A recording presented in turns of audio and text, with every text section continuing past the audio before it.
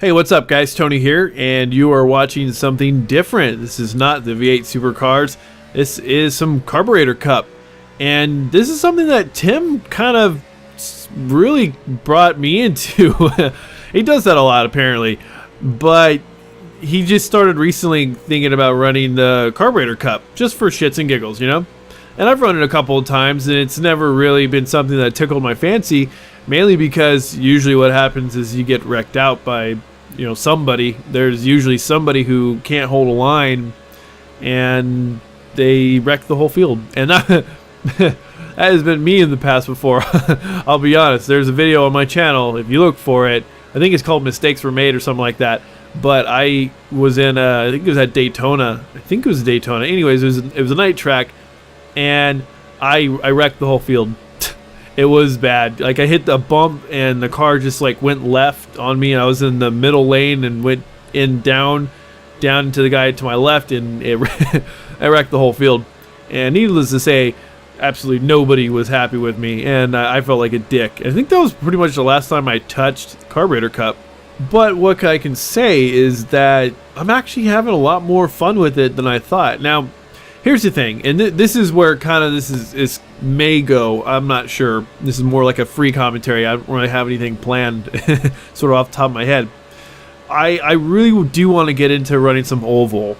And the way that I typically run things is I prefer to run a series per season. I don't like to jump around just because I just don't feel like I've got enough experience in iRacing and enough experience with all the cars where I could just jump from one series to the next. And I'm pretty sure, like, if you practice, I'm pretty sure you can get good at that. Like, Matt Malone is a guy who constantly jumps from Mazdas to Roof Cup to GT3, and I have seen him even jump into like an oval race, and this is all like virtually without practicing. He just like jumps from race to race to race, and he's successful at it, I guess. I don't know, he wrecks he does wreck a lot, or he used to. I haven't really watched his streams very much recently just because I've been so busy, but I think that's an admirable quality to be able to jump from car to car and be as successful as he is and as some other guys can.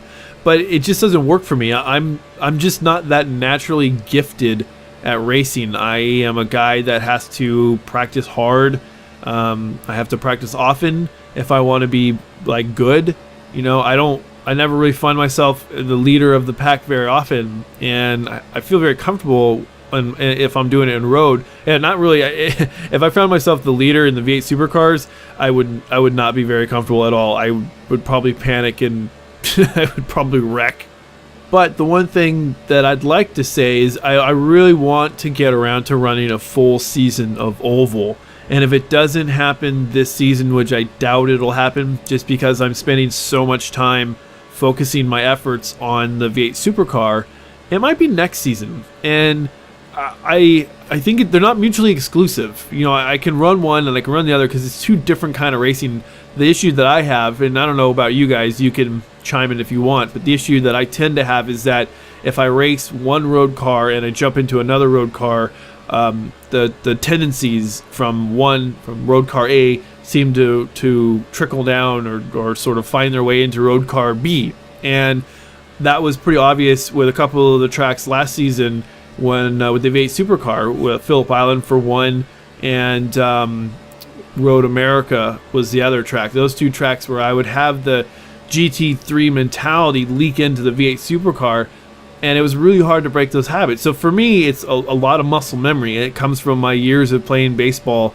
It's just you do repetitions and muscle memory, and it becomes ingrained in your muscles, in your brain, and you just sort of incorporate that, and it's really hard to break that habit. So for me, when you work on a certain car or something, or a certain series, and then you try to jump to another series, it just doesn't work.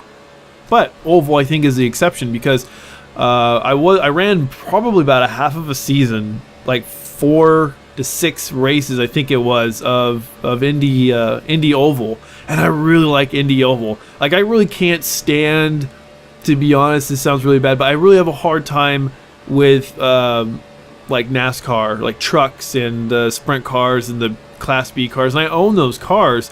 I just have a hard time with them. The idea of braking on an oval just doesn't sit well with me. I don't know. I can't seem to do it.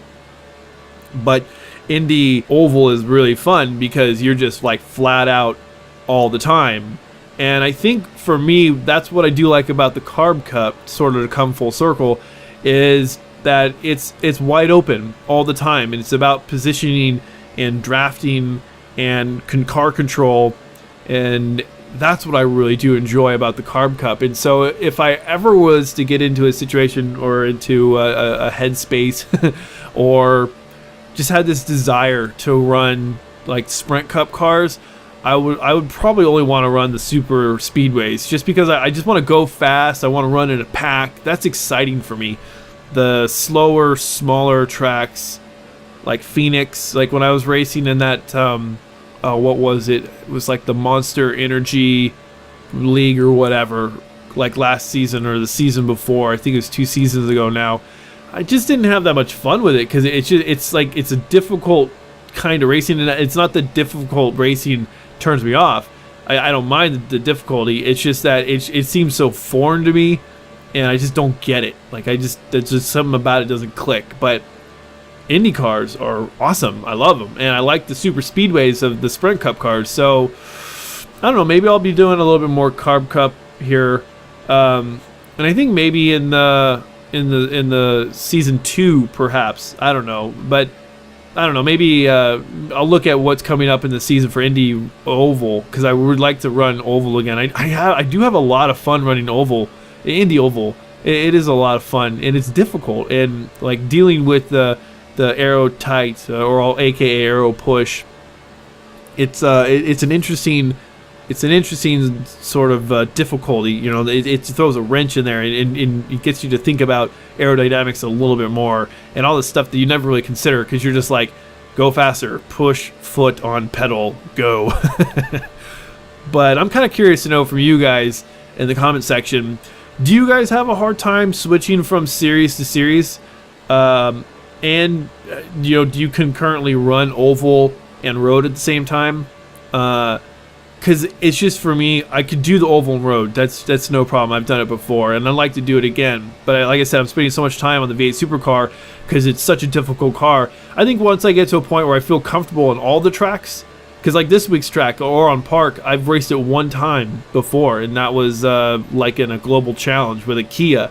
So this is really my first time racing in any sort of quote-unquote real race car, you know, a rear-wheel drive, lots of horsepower kind of car, not a front-wheel drive Kia. So it's been a hell of a week for me, and then going to Summit Point is a track that I haven't run in a very long time, so it'll be another week that I'm going to be concentrating on the V8 Supercar and less on anything else, because what I didn't mention before is I'd love to be able to run the Global Challenge again. I kind of miss racing the Kia. I like the Kia. I have like a soft spot in my heart for a front-wheel drive, 4-cylinder, you know, 4-door car, because that kind of is like my car. I still don't have a turbo on it, but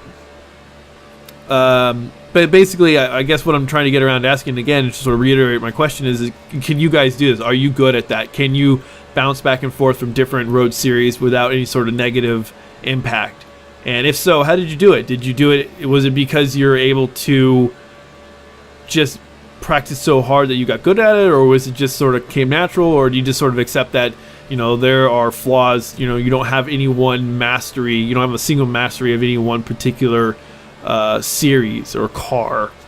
So that's what I'm kind of interested in. Before I cut myself off and leave the race to finish itself, what I want to say is this was a pretty damn fun race. Like I really wish that the number 2 car behind me was able to keep up and push, because I think we would have pulled away. But it's pretty damn exciting. The blinker, the guy from Texas, you know, it was scary. The green car, was it 368 or something like that? I don't know off the top of my head, but it was a really good race, and it's these kind of races that I find that pull me kind of back into Oval, because I've had these kind of races before in the IndyCar where they're super close and you're drafting each other, and they're a lot of fun. And that's the thing, is just like Ovals, it's not that it's not entertaining, it's just that it's hard to have these kind of really close races, because the skill gap in Oval is pretty for me. It's pretty wide. It's like you could fit the Titanic plus the Empire State Building sitting on its side through the skill gap between myself and where I'd like to be to have competitive races like this. So anyways, I'm going to get going. Hopefully get this video out to you guys on Saturday, and then I need to put out a couple of videos on Sunday and Monday to talk about my V8 Supercar Mastery Series, because like I said, this is a track that I do need to talk about a little bit. So anyways, I hope you guys enjoy the rest of the race. It's not going to be too much longer, a couple more minutes, I guess. So I'm interested to read what you guys have to say in the comment section. And as always, thanks for watching, thanks for subscribing, and I shall talk to you guys later.